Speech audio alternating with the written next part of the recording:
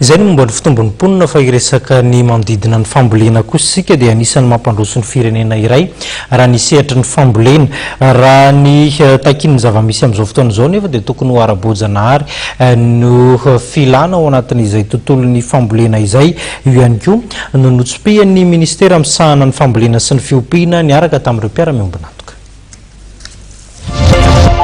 Nanatanteraka atrikasa mahakasika ny agriculture bio na fambolena ara-boajanahary ny ministera misahana fambolena sy ny fiompiana niarana tamin'ny Sima bio sy ny fanamby. Teny amin'ny Carleton Nosy no nanatanterahana izany ary ny rafitra sy ny lalàna mifehy izany fambolena izany no tena votoatin'ny resaka.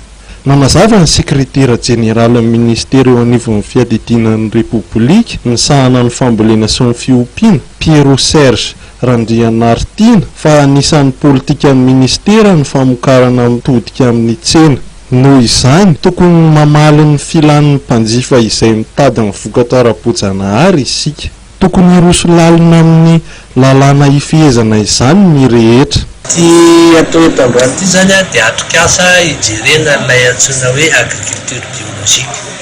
Zany hoe fomba fambolena izay tsy mampiasa ireo akora simika fa mampiasa indrindra ny akora voajanahary. Izany fomba fambolena zany fambolena na fiompiana na amin'ny lafin-jono dia zavatra iray tsy maintsy jeren'i Madagasikara.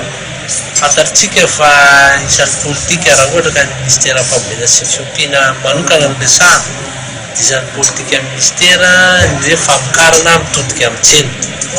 Rehefa mitodika amin'ny tsena zay zany dia tsy maintsy mamaly ny filany ireo mpanjifa ka maneran-tany ohatra dia efa mitombo marobe zany fitadiavana zavatra vokatra amin'ny alalan'ny akora voajanahary zany tsy mampiasa akora simika.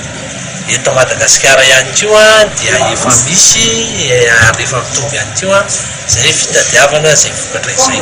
Tokony handroso izany ny tontolon'ny fambolena rehefa tanteraka izany rafitra sy lalàna vinavinaina izany.